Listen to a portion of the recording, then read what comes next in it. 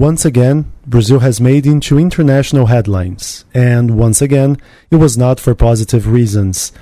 On January 25, an iron tailing dam near the town of Brumadinho in the southeastern state of Minas Gerais spilled the equivalent of at least 1,200 Olympic-sized pools of mud onto the surrounding region. The incident has already claimed dozens of lives, and hundreds more are reported missing. Rescue brigades continue searching for survivors, but the more time passes, the less likely it gets to find people who are still alive. The catastrophe has provoked sadness, outrage, and compassion among Brazilians. Se o meu marido não tem valor para vocês, tem para mim. Ele é meu esposo, pai da minha filha, filho da minha sogra. But above all, it has left a slew of unanswered questions. How did this happen? Who is to blame? What will be the lasting environmental consequences? And most importantly, how can we prevent this from happening again? On this week's show, we take a deeper look at the Brumadinho Dam collapse. My name is Gustavo Ribeiro, Editor-in-Chief of the Brazilian Report, and this is Explaining Brazil.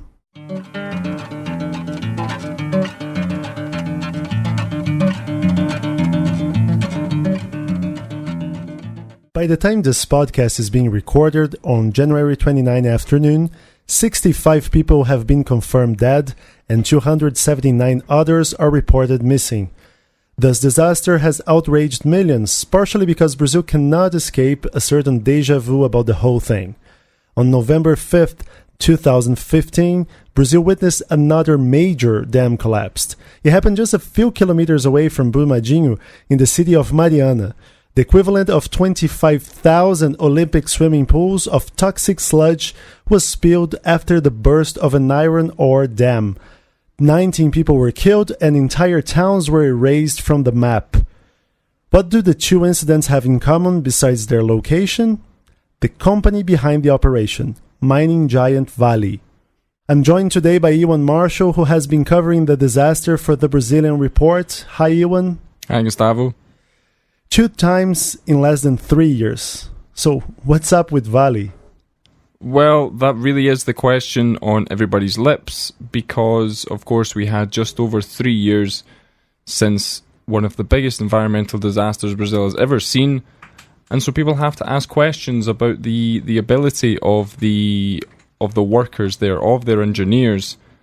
And after Mariana, they changed their leadership. A lot of things changed in the company.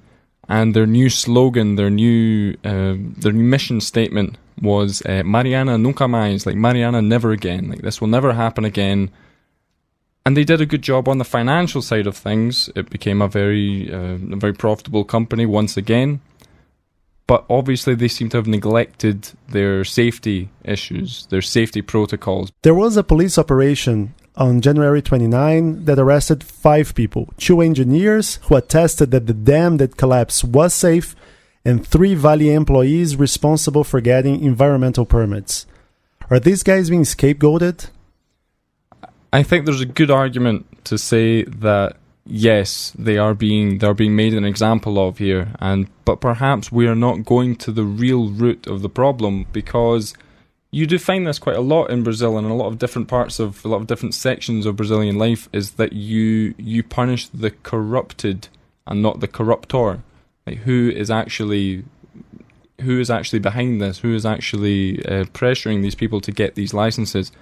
But on the other hand, the judge who authorized the arrests confirmed that really these licenses, these reports that were given, they could not be true, because for a dam like that to collapse just overnight, there would have to be some sort of underlying safety issues, which we haven't got to the bottom of yet. It's a fair point, but my question is, what about the board members? Why just the engineers? I mean, I'm not saying they shouldn't be prosecuted.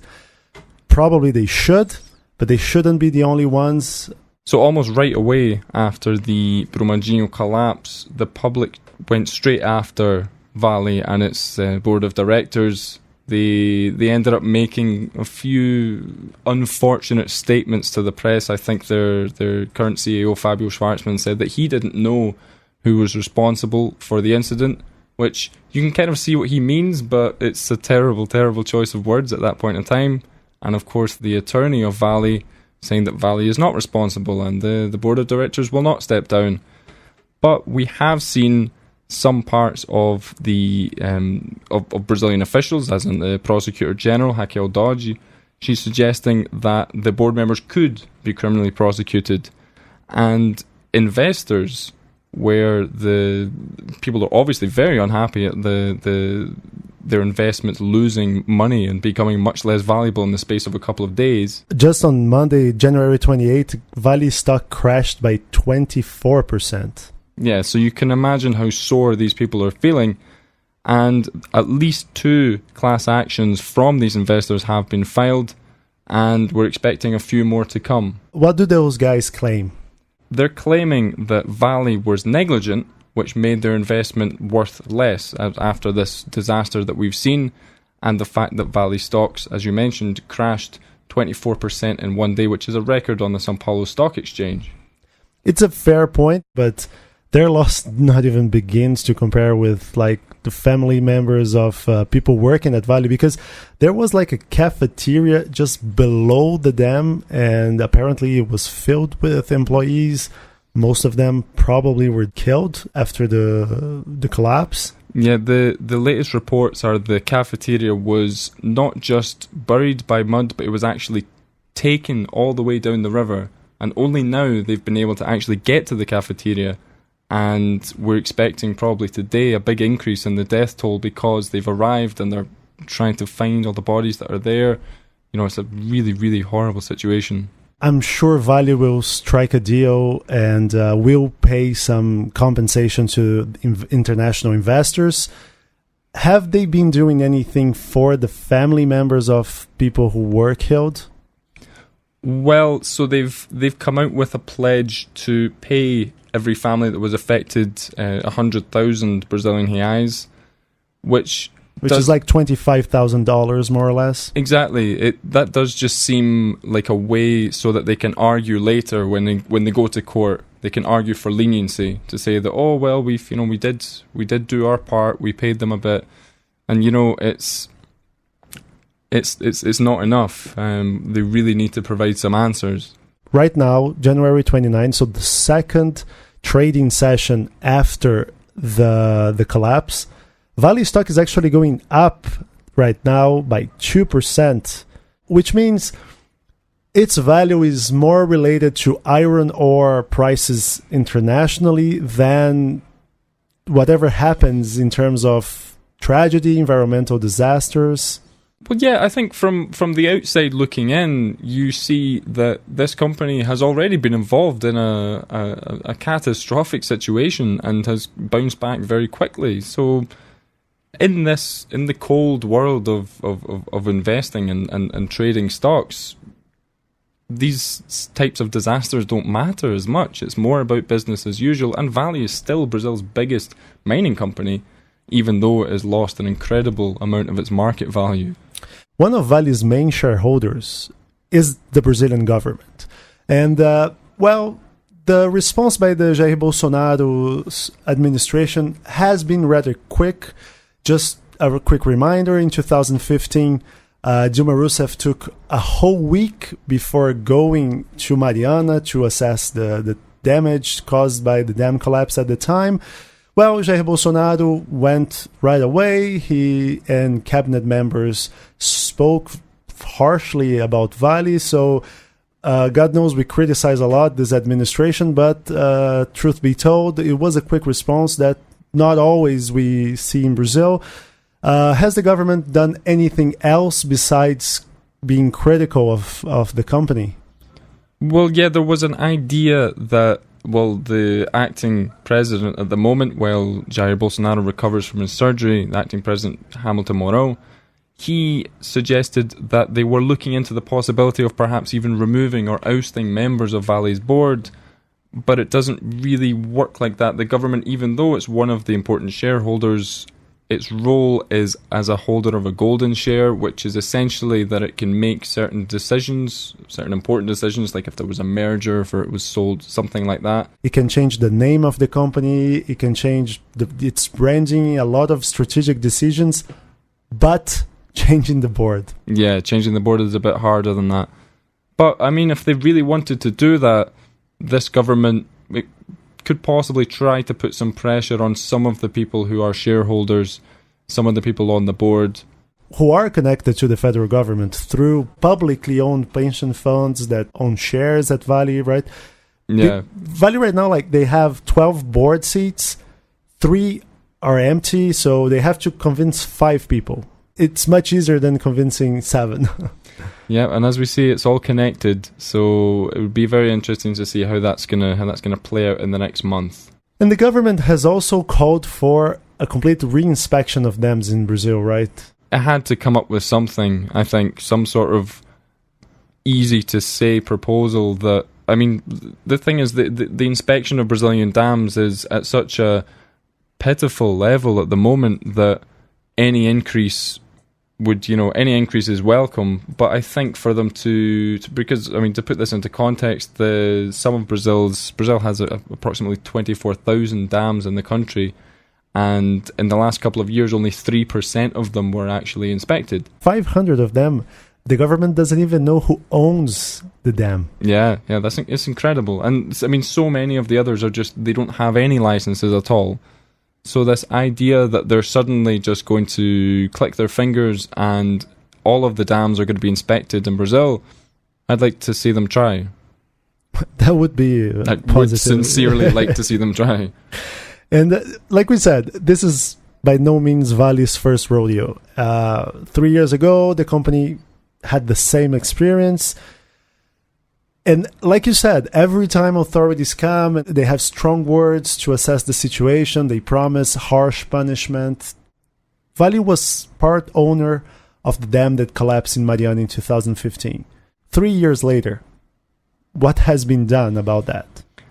Yeah, so this is kind of why we can't really put so much faith in what is being said by the government right now, just a few days after the disaster, because after Mariana there are still families who haven't received the compensation that they are due, and there are still the lawsuit against Vale for various crimes, including manslaughter and bodily harm, that has not actually gone to trial.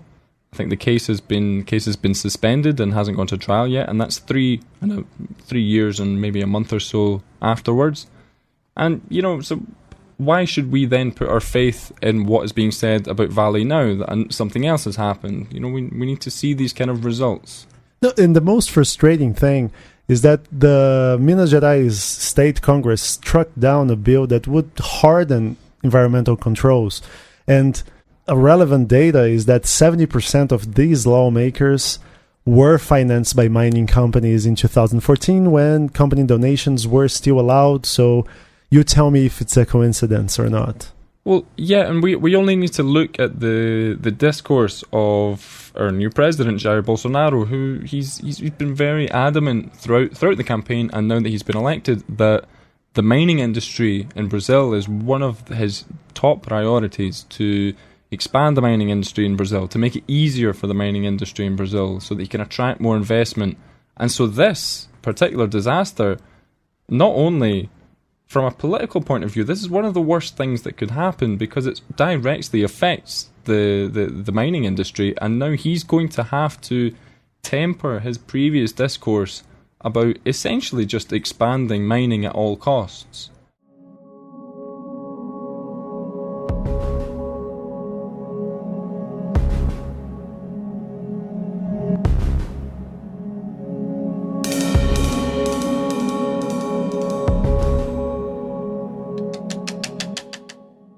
Next, what will be the environmental consequences of this dam collapse?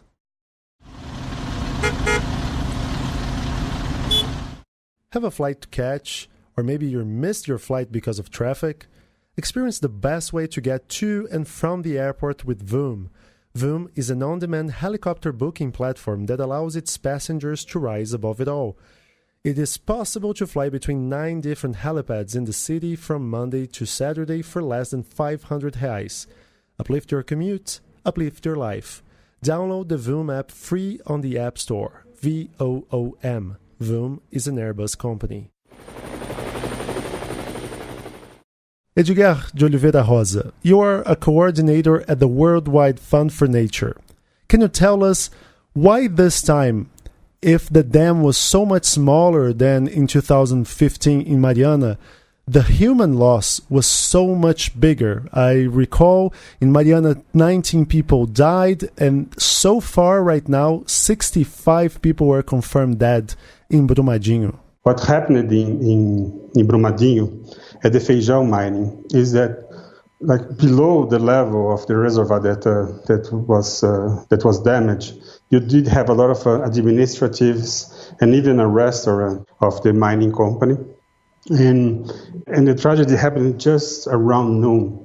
So, like, you had a lot of people in the administrative area, a lot of people in the restaurants, and that's what explained the level of the strategy in terms of missing people, in terms of damage, direct damage to these people, and also to the community where the mining company is operating.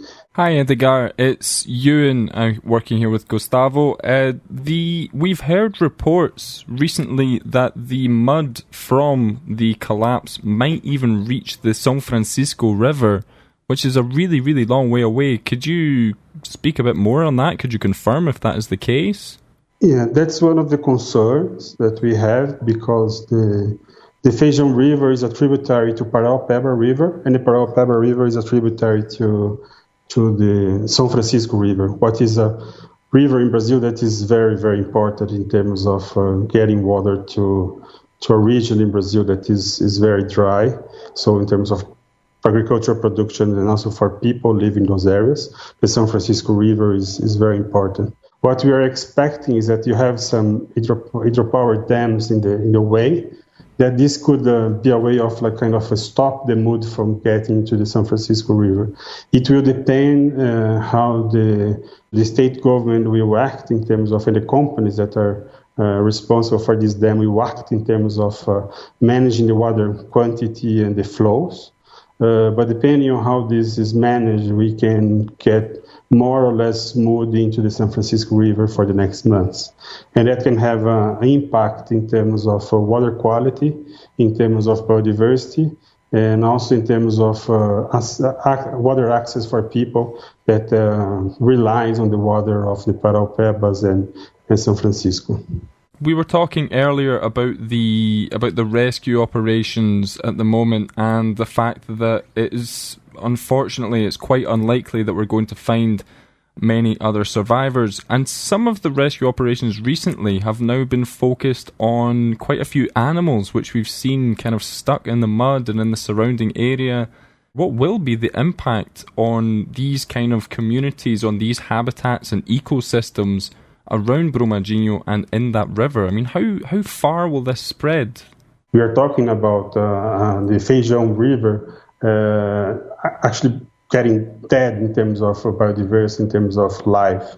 There is no life that can survive this amount of mud into the river. So we do have a direct impact in the river, and we do have a indirect impact on the biodiversity that relies on that rivers, as birds, as small animals that are use that river in somehow. There was a lot of domestic animals.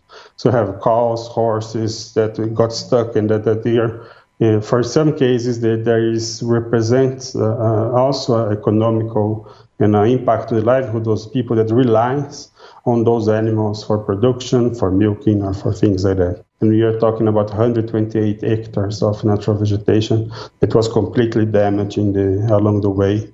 What can we do now to recover that area? And I know it's still too early to know, but have you any kind of estimative about how much and how long will it take to recover that area that has had 2 major incidents in just 3 years? It takes years to recover the area.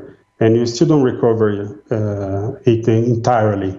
You're going to recover, or you're going to rebuild a different environment from what was there before. Like you're going to be recovering part of the functions, or the ecological functions, and also part of the environment. There is also a chance to rethink some of the structures, rethink some of the uses of the region in order to improve it. Specifically in the case of Brumadinho, the key element now is to deal with the lives that were lost, and also to the communities that were affected by the disaster. So these are the first thing that need to be done, is like, how can we create some more comfort to these people that were so highly affected by this case?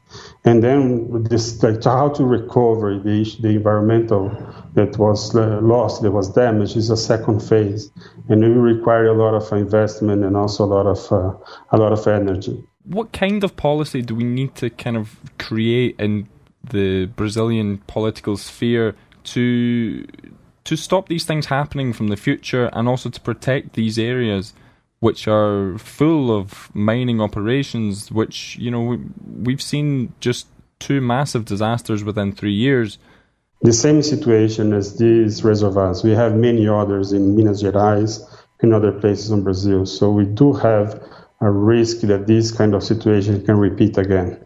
So to intensify the implementation, especially of the inspecting element of the law, how can we make sure that these other reservoirs are in a good position? Because other elements that we had from this case in Brumadinho is that there was inspection, that there was some control, but by the end it was not effective. So how can we make this process more effective? And the other element is related, because this is an old style mining in reservoir, and it's not the safest one. So we do now have much better technology in terms of how to deal with the mining tailing. How can we deal with the residues of the mining process?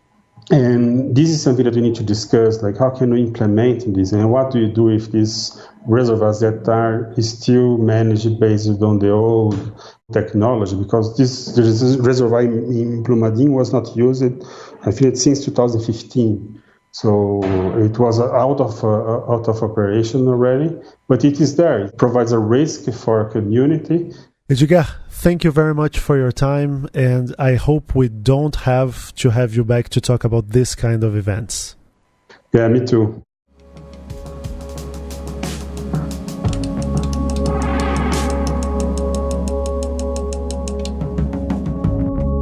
If you like this podcast, please rate us on whatever platform you use for listening to podcasts. It helps us a lot. And take a look at our website. It's Brazilian.report. Every day we have new content about Brazilian politics, finance, and society. We've also got exclusive newsletter services if you want to be briefed on what's going on in Brazil before starting your day. Subscribe now to our free trial and enjoy all of our content for 7 days. And it's really free. You don't have to submit any credit card information whatsoever. You can also follow us on Facebook and Twitter. Our handle is @Brazilian Report. That's all for now. See you next week.